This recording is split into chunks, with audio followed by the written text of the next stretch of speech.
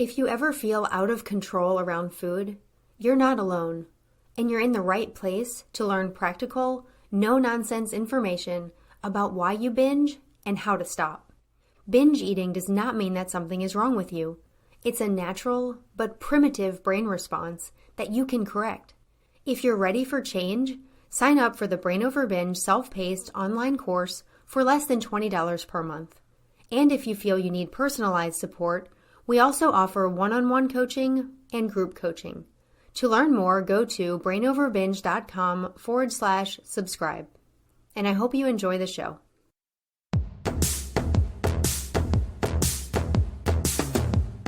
Welcome to the Brain Over Binge podcast, where you learn a simple, brain-based approach to ending binge eating.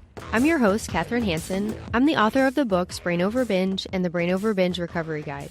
If you're new here, I want to welcome you.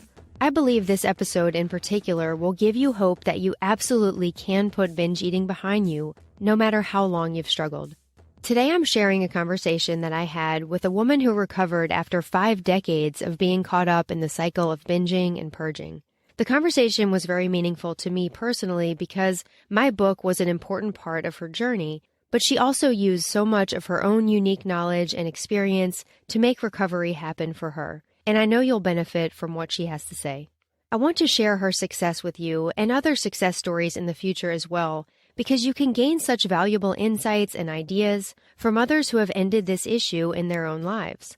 And it can also help you realize that you're not alone and that you're just as capable of putting this behind you. I shared my own personal story in my first book, Brain Over Binge, but everyone is so different and comes to recovery in their own way, so I think the more voices we have out there, the better. Just to share that message of hope and to share what has worked and not worked and how each person goes about implementing healthy habits and overcoming the harmful ones. Before I play the interview, I want to mention that I was a little under the weather when I recorded this, and I still feel like my voice is not 100%, so I'm sorry if I don't sound like I usually do. But my guest has a powerful voice that I hope is going to guide you toward achieving the same freedom that she has achieved. I also want to say that if you're new here and you want more of a background in some of the concepts that we talk about in this episode, you can get my free ebook, The Brain Over Binge Basics, in the show description. And with that, I'll go ahead and play the conversation. Today, I'm happy to welcome Nan Simonsen to the show.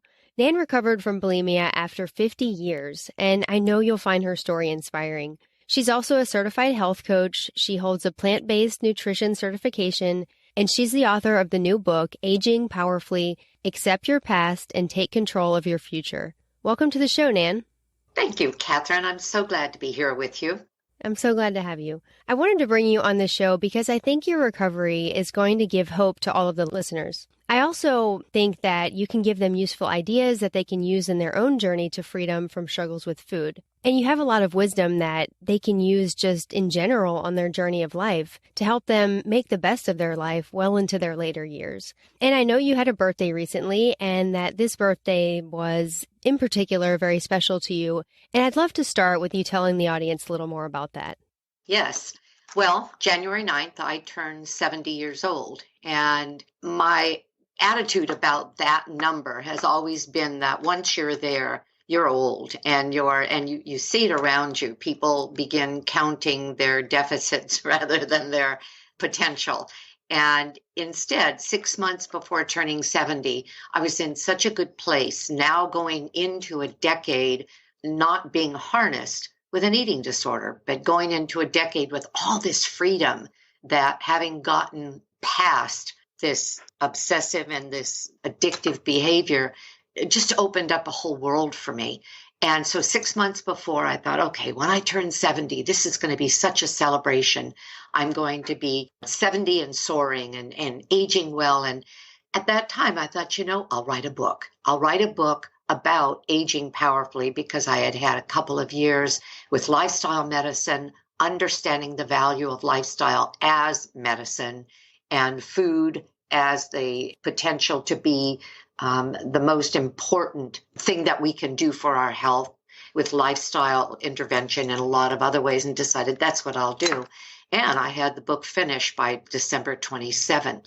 And this year, I'm looking at 70 as being the beginning of another, knock on wood, 20 to 30 years of possibilities. So yes, this was a major step. Aging Powerfully has become my mission behind a movement to help people understand that as we age, and actually at any age, but especially when we're hitting this what I call last quarter or last third of our life as baby boomers, Aging Powerfully is now a movement that I would like to introduce to people to help them see the potential rather than the restrictions of these years. That's amazing. I think that's such a powerful story to share and a powerful, message to get out there.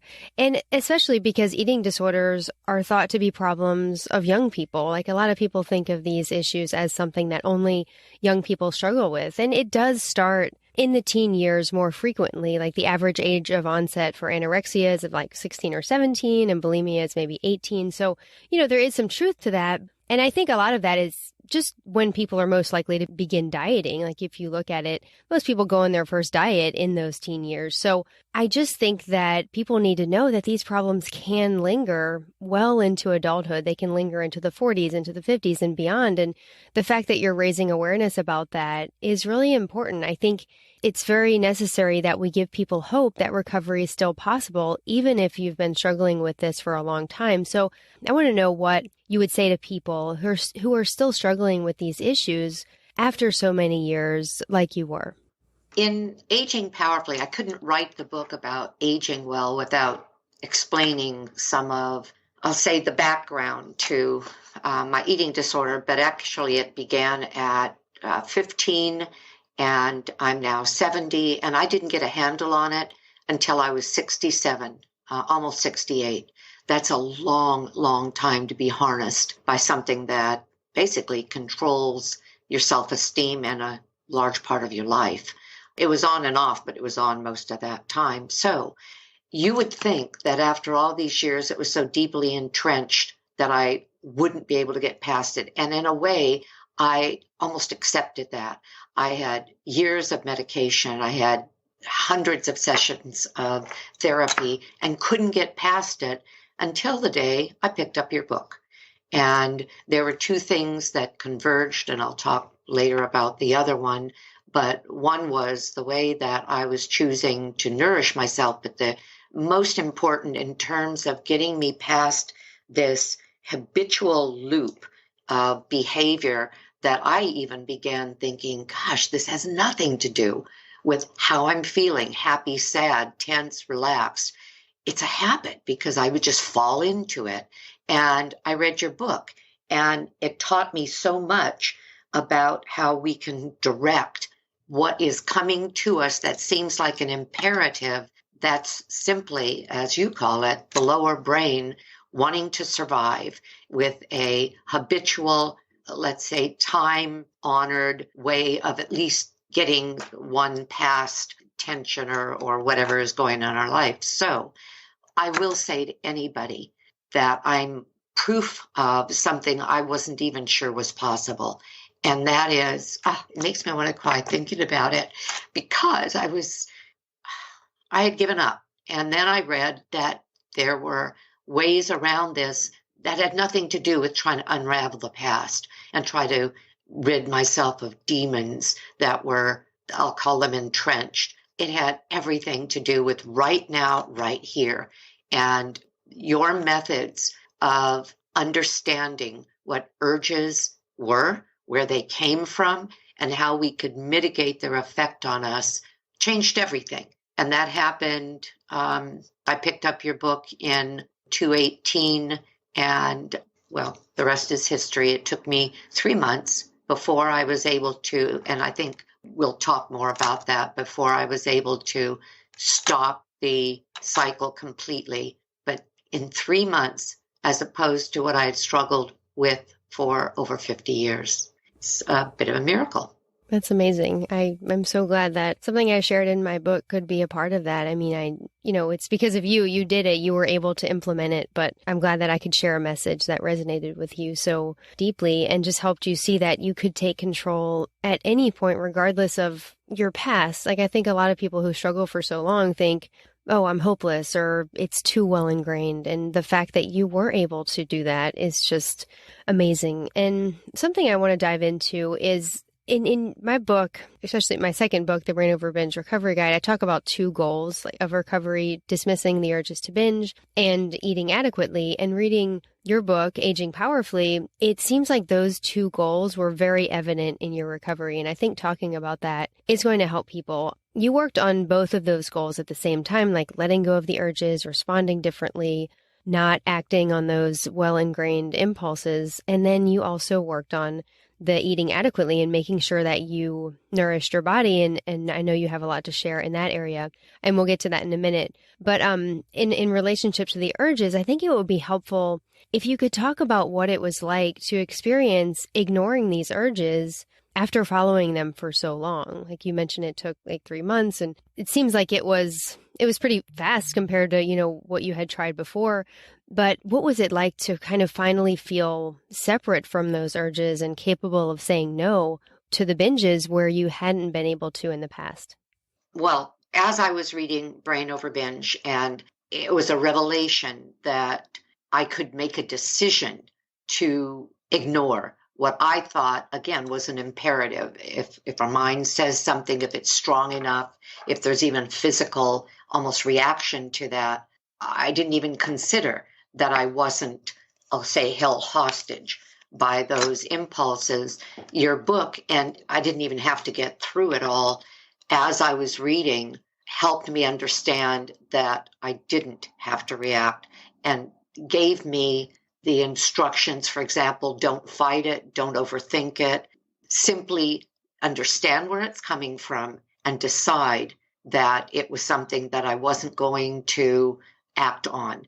And that concept, say, sunk in right away. I had days of success, moments where I knew I would have been face first in food, but instead walked away from that behavior and went on to other things without having to fight it, without the tension, believing what you said, and it was true, that they would disappear. But then once the glow of that success lost some of its hold on me, I found that in certain circumstances I was going back to old behavior, but having understood that I could do this kept giving me the impetus to try again, try again, try again. And that's how, not having given up, when I found that, shoot, now I know these things, but in this particular situation, I couldn't get past it.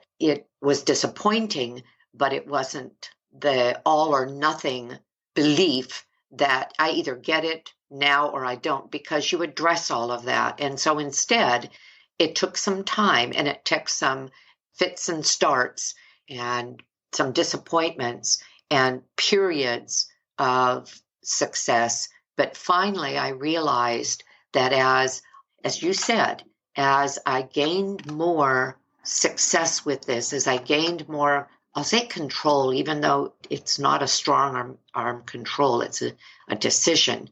As I gained, though, those memories of overcoming the urge or ignoring the urge, I think that's a better word. It gave me the strength to put one day on top of another, on top of another. And before I knew it, at 3 months, I stopped binging. And it's been something that I've been able to maintain now going on 3 years. I love that you didn't use the times that you did fall back into the old behaviors as a reason to give up, as a reason to say, oh, well, this just isn't going to work for me. You're like, okay, I had success, but then I didn't. So what happened that I can learn from or I can improve on? If you have success in 80% of the situations and you act on the urges in 20%, it doesn't mean you should just give up and go back to acting on the urges 100% of the time. Like, you work on that 20%. So I think that's really good for people to hear, that, you can build on your success and just keep going until it's gone completely. I do want to share something from your book, a few sentences, because I think it's really inspiring. This is from chapter 8, which was titled The Power of Our Minds. You said, in the end, the urges lost their power to make me respond to them in any way. eventually causing them to disappear or very nearly so.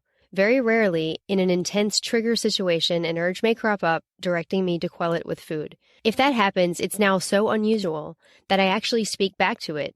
Really? Are you kidding?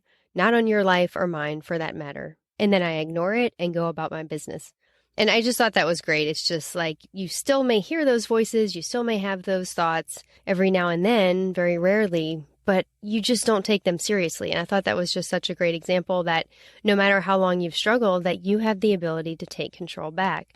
And I don't think that always means it's going to be easy. Like you spoke about how the change was a little more gradual. Could you share maybe a specific challenge that you faced as far as dismissing the urges, maybe a specific situation, or just something that you had to work on as far as dismissing urges, and then how you were able to overcome that? Yes, I went through actually the entire span of my binging behavior became so habitual. It was a way to fill voids, any void, a void of time. If there was too much unstructured time, it frightened me. I felt insecure. If I was bored, if I couldn't see anything in a particular period of time that was more something more important to do, something more entertaining, something more fun to do, I would just fall back on food. And so unstructured time became something, even after I stopped binging, that was a little bit testy for me. One of the things that I did that made a huge difference is that I stopped glorifying I'll say glorifying the binge. It's an ugly, uncomfortable situation when a binge has us by the throat. In other words, maybe there's a little bit of time, oh boy, I get to do this thing, I get to have these foods, but that stops right away when we can't taste anymore, when we can't stop, when we're feeling sick, when we're disgusted, we can't seem to break away until we're just totally worn out. I now hold on to that image so tightly. It's not even now, it was back then when I was able to more strongly hold on to how difficult that really was, how uncomfortable, how unappealing that really was, as opposed to glorifying that binge as, oh boy. That picture and then the end result, how it was going to feel afterwards, and the reality of how it felt afterwards, and the downward spiral and the physical discomfort, not just immediately afterwards, but the next day, the memories, the physical, I'll call it destruction that happens when we fill ourselves with stuff that is not good for us. And then in any way we happen to purge it, we purge it. It leaves us empty on all levels. That's what I hold on to. And that's what I can very easily bring up again, because I wrote in my book, it doesn't mean that there aren't times where I don't get too full. It's not even about sadness. It's just about not paying attention, standing up and eating, being in a hurry, having had too much. Old little triggers come up like, whoa, I'm too full, or I've had too much of a thing that used to be a trigger. Now there's not even a thought of turning it into a full-on binge, whereas it used to be, you've gone this far, keep going. Now it's the brakes go on, or I just become aware of what I'll say people without eating disorders or food addictions don't even think of. They just kind of think, I'm really stuffed, the way they feel at Thanksgiving, and then it has no other consequence to them. Well, now it has no other consequence other than, okay, got a little full, walk away, this happens, that's the end of it. So those mechanisms are what I have in place that make a difference. And you said this in your book. You said, I will never go back. I'm paraphrasing. And people say, I've had therapists say, and the talk of the addiction recovery programs in some cases, you are never not an addict. I'm going to choose, you feel this way, Jack Trempe feels this way, that our behavior can fall from an addictive behavior that will never come back if we have enough tools. And again, dismissing urges for me is a tool, and your book is a tool. If we have those tools, we can then make these decisions and understand that we're not owned by the impulses and the compulsion. Yeah, all of that is so true. It's that you feel like you get your power back over the addictive process. And, I think something that was amazing to me is that you feel like you don't want it anymore at all. Like that, I think that some of the addiction recovery language makes you feel like you're always going to kind of want this. But when you really think, like you said, of the real results of the binges, your lower brain, that primal addictive part of your brain will remind you of all of the pleasure, for a while until the habits decondition. But when you actively remember what it actually gave you in your life and the consequences, and that desire for it just completely goes away. And there's just no need to, maintain anything or to try to fight to keep it at a distance, because it's just gone and you don't want it in your life anymore. And, has that been your experience as well? Absolutely. It has no draw in any way. And it's so freeing. Definitely. And I really liked how you could also have moments of imperfect eating where you're just eating in a way that's not perfect, or that's not the way you want to be eating that in that moment. But then you can just leave it at that and not say, oh, because I did this, then I should binge, or that warrants a binge. I think that that is very, very important when you can ignore those thoughts that say that imperfect eating means that you should just abandon all control and go ahead and enter into that harmful behavior. So I want to move on to talking about the second recovery goal in the Brain Over Binge approach, which is eating adequately. And I want to say that if anyone's read my book or listened to my podcast, I don't promote one specific way of eating, because I believe everyone is so different and has a different physiological makeup and different preferences. And I've had guests on the show who I know subscribe to more like paleo style eating habits or vegetarian eating habits or intuitive eating, and just, an everything in moderation approach. And there's so many different ways to eat. And it's up to you, the listener, and your health professional to decide what's right for you. But Nan, I know that you personally saw a major improvement when you switched to a whole foods, plant-based diet. And this really helped you work on nourishing your body and helped you feel really satisfied with what you were eating. And how do you think this helped you, like this eating change helped you as far as your bulimia recovery? For my entire life, because it became very popular back in the 60s and 70s to shun carbohydrates, I believed that carbohydrates were bad, refined or whole. There was no distinction. It was just carbohydrates. And so I've always restricted in that way. And what happened when I began eating a whole food plant-based diet is that the carbohydrates, your whole foods, the legumes and grains and tubers, are your carbohydrates. They're also your protein sources, or some of your protein sources, even though all vegetables have protein. So by the nature of eating a diet with no animal products, I was eating whole foods and a starch base. In my case, it's probably 65 to 70% of carbohydrates in my diet. Those are comfort foods. And I, without questioning them, I ate to fullness. I ate to satisfaction. The fiber kept me full. It was so satisfying. And there's something I've come to learn since then, and it's a subject that I think most of your readers have heard about, and that is the microbiome. Being in lifestyle medicine, I do a lot of study with nutrition and the microbiome, which is our seat of I'll call it creation of 70 to 80% of our neurotransmitters, the feel-good serotonin, dopamine transmitters that reach the brain and kind of calm us down. The microbiome is fed by one thing. It's fed by fiber. Fiber only comes from plant-based foods, the starches, the vegetables, and the fruits. So I lost my fear of those foods.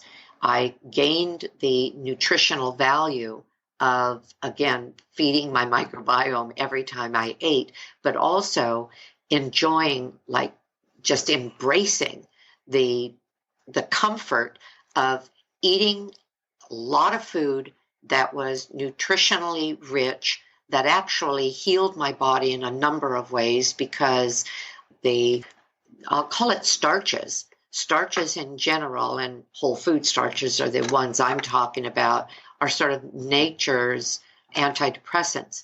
And so through these years of being plant-based, I can't even remember back to how bad it was as I fought the cycles of anxiety and depression, because I am so balanced now. I'm nutritionally balanced. I feel better at 70 than I did at 60 or 50, partially because I was binging, but partially just because my body is in great shape.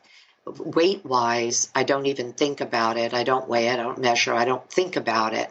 And that's new for me. My entire life, I weighed myself every day and sometimes a couple of times a day. But I've settled in at a weight that's really comfortable. If anything, I have to sometimes pile on a little bit more of the nuts and seeds because it's so easy to be full on a plant-based diet.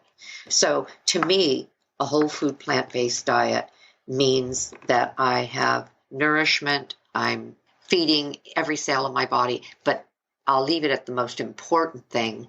I love the food. I love to sit down to a baked potato with broccoli and a vegan cheese sauce. I love eating an apple or two and thinking nothing of, oh no, there's sugar, there's carbs. And the flavors, when I'm not eating processed foods, because I stay away from processed foods, the flavors are so intense in fruits and vegetables and grains and legumes that nothing else would taste as good. Fortunately, my husband went along with me when I decided to go whole food plant-based at the end of 2018, and he and I relish our meals. We say it all the time. We'll say, what could be better than this, as we're eating these gloriously beautiful, colorful meals. So I sound like I just did a commercial for somebody's company, but I'll just leave it at, I'll just leave it at that.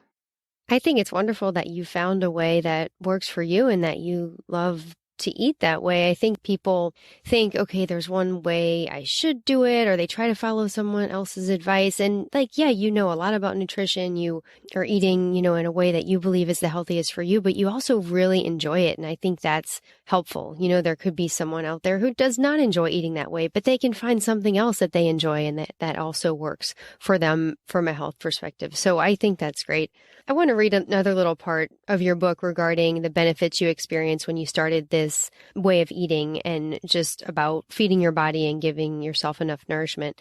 You said, unexpectedly and without trying, I went from feast, usually a binge, or famine, restrictive eating patterns, to deep and nurturing satisfaction with every meal. I love that phrase, deep and nurturing satisfaction, because I think sometimes people think when they give up binge eating, they're going to have to give up all enjoyment of food. Like they think, I'm never going to be able to find pleasure in my food anymore. But that's not the case at all. It seems like you very much enjoy what you eat. And I enjoy eating as well. And it's not something you give up when you stop binging. You actually get real nourishment and satisfaction and true enjoyment instead of that temporary primal pleasure that just ends up in pain. So can you explain a little about how choosing this lifestyle and this way of eating that works for you and promotes your health, how does that feel very different to dieting and restricting in the name of weight loss? A lot of rules have been abandoned. During my binging time, there were so many things that I placed restrictions on. And so the only way to get past those restrictions was to binge and get it all in while I could, because I was going to have to go back to restrictions. I saw food as an enemy. I feared food. I feared my behavior around food. Not being in that space anymore it's such a comfort to look at food now as something that nourishes my body, something I enjoy very much, but something I don't fear anymore. Everybody, as you said, has their preference as to how they want to move forward with in good health. And in my case, with the whole food plant-based, I enjoy the food so much that I don't feel that there's anything that I have to do that I would want to do instead, like breaking free so I can have something I otherwise wouldn't have, because I can have anything I want. And I don't restrict myself in that way. I just make choices as to what I believe falls into my vision of health, ongoing health. If I'm going to last another 20 or 30 years, again, knock on wood, I need to do it in such a way that my body is nourished with the things that I eat. And that makes it easier to stay away from, in my case, processed foods, because they're not real. They're not food that feeds the microbiome or our body, and they're addictive because they're meant to be. I came to understand that, and I came to believe, not because somebody told me, but because it's true, that the processed foods can really get us in trouble because they were created to make us not be able to stop eating them. I'll leave it at that, but I do believe that that's one of the most important tenets that one can adopt regardless of how we take in the rest of our nourishment, and that is that it's helpful to stay away from things that just suck us in, like the foods that are made to keep us eating them. Yeah, it's interesting. And I would maybe add that, they make us want to keep eating them. It doesn't mean we're destined to. It doesn't mean we're destined to binge. But, why would you want to put yourself in that situation where you're kind of always having those cravings that are abnormal because of the processed foods? And, it is just something to think about. And everyone is different. And some people need to really get the message that it is okay to have everything. It is okay to learn to eat everything in moderation and realize that you do have that control. But I think also as you get older, you realize how important it is to nourish yourself well, to keep yourself healthy. And that's a lot of what's in your book. And when we're talking to younger people, the message of, okay, like, don't diet, don't restrict. It's okay to eat everything in moderation. Like, that's really important. And not that it's not important in older people, but what I'm trying to say is that I do think there can be a way that these ideas of, okay, eat everything in moderation can merge with, you need to take care of yourself. You need to give yourself the best chance at having a good life in your later years. And you can do both. Like, I think that you're not restricting in a way that you don't feel like restricted. You feel like you're truly enjoying your food. So, there's a way to put these ideas together. Is that kind of making sense? Yes, and I'm glad you put it that way, because it's not an either or. It's a finding our own path and finding our own way, but understanding. I'm going to use the word consequences, even though that seems like a judgment, but there are consequences for our decisions. And everybody makes decisions in a lot of areas of our lives based on consequences. Well, with food, it's the same way. We can look at certain things and say, I don't want the consequence of that. I'd rather eat an apple than an apple fritter because of the consequences, and those consequences are varied. Yeah, and realizing that you absolutely can have those things. You do have the freedom. They're not forbidden. But over time, I think you just want to choose them less and less because you do see those consequences. So I appreciate that. And I kind of want to talk about the aging piece of this and getting older, and, you're wanting to live your best life. And I think it's super inspiring to, want to be healthy and vibrant in your later years. I've been thinking about the aging thing lately too. I'm going to turn 40 this year, and I know that's not super old, but it still feels, different compared to being in your 20s and 30s.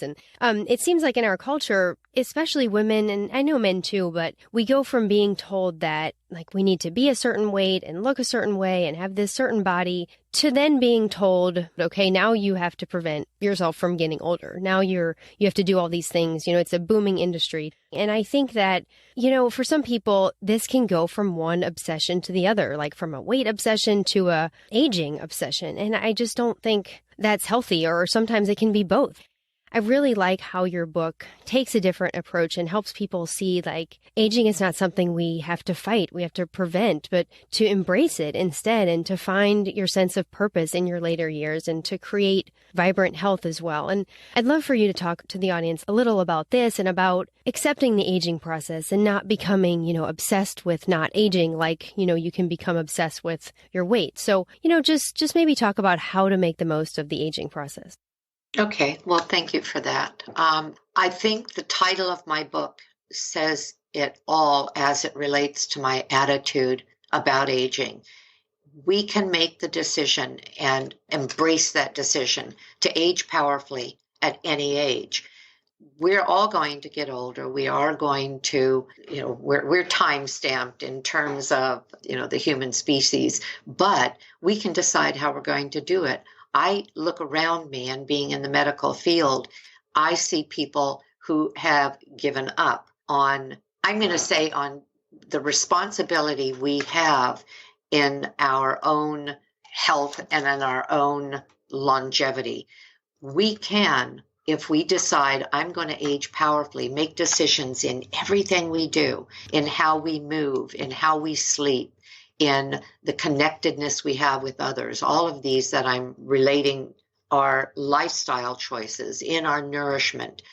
If we get excited about those things, instead of fearing getting older, we can see our purpose ahead of us outside of the realm of having to be a certain way as we get older, as it relates to the way others view us, but in satisfying ourselves with purpose in terms of what it means to go through these years well enough, healthy enough, strong enough, settled enough to feel the vibrancy in life and balance and joyfulness that comes from being excited about aging powerfully, deciding that these years ahead, I have a lasso around them. I'm going to make things happen.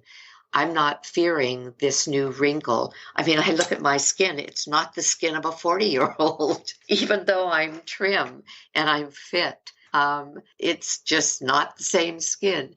And it's okay. It's just part of what happens as we get old and certain things happen. And I can spend my days worrying about it and fighting it. But instead, I'd rather embrace where I can go with my mission and my excitement about what's going to happen during these next 20 to 30 years. It's a whole lifetime. If I were 80, I'd have a potential 10 to 20 years. If I was 40, I have a potential 60 years ahead of me.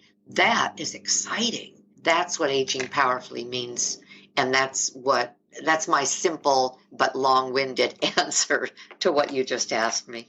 That's inspiring, just to focus on your own purpose, your own joy, your own excitement, and your mission, and not dwell on how others see you or how you think, you should be. When you're younger, I think it is easier to focus on like how the world sees you and kind of try to fit in. And I think you gradually let go of that. And I think that you in particular, you've purposefully made a lot of these changes to sort of bring it to the next level. And I think that's just great. And I think the listeners will find it very helpful.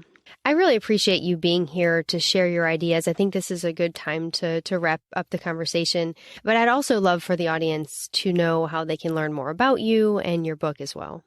Okay. Aging Powerfully is on Amazon, and I would love people to read it, and I'd love to hear what you think. My website, and I can be communicated with through my website, is nansimonsen.com, and I am on Facebook and Instagram under Aging Powerfully with Nan, and I have a YouTube channel. Because the book is it's not a directive. In other words, I talk about your book, Catherine, but I say to them in the book, I cannot give you the information for recovery in this book. That was never my intent. Read Catherine's book. Throughout my book, I refer people to other books to get the big picture on things that I recommend or that I point to. Well, the same thing with my book. It's not a cookbook, even though I do cooking classes and have done them for years at the lifestyle medical general practice that I work with. I love to cook, and if you have enough great food, you're going to love any way of eating. It's not a cookbook, so there's no recipes in it. But in my YouTube cooking show, I have recipes that I'm now putting in, at least 1 to 2 new recipes every week.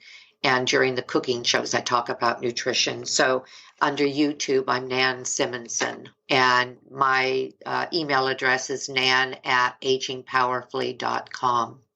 That's how you can find me. Okay, great. And I'll put links to all of that in the show notes so you can just check that out. And I really appreciate you coming on the show and sharing your story. And I'm so glad that my book was a part of your journey. And it means a lot to me to know that it helped you so much and that you're going on to help others and do such amazing work in the world. Thank you. And thank you for everything you've done and your contribution. I honestly don't know where I'd be. Even with my whole food plant-based, I don't know that I would have known I didn't have to live the way I was living if it hadn't been for your book. So thank you. I hope you enjoyed the conversation with Nan. I feel so fortunate that I get to talk to so many wonderful people who found a spark of inspiration from my book and then combine that with other ideas and information to just create their own unique path to recovery. If you feel like you need more detailed guidance and answers to your questions as you end your own binge eating habit, you can subscribe to the Brain Over Binge course for only $10.99 per month. And the course now includes an app, which makes following the course just as easy as listening to a podcast. You can learn more at brainoverbinge.com/subscribe. Thank you so much for joining me today. And again, I want to thank Nan for such a helpful conversation. I also want to encourage you and remind you that you have the power to change your brain and live a binge-free life. The Brain Over Binge podcast is produced and recorded by Brain Over Binge Recovery Coaching, LLC. All work is copyrighted by Brain Over Binge Recovery Coaching, LLC, and all rights are reserved. As a disclaimer, the hosts of the Brain Over Binge podcast are not professional counselors or licensed healthcare providers, and this podcast is not a substitute for medical advice or any form of professional therapy. Eating disorders can have serious health consequences, and you are strongly advised to seek medical attention for matters relating to your health. Please get help when you need it, and good luck on your journey.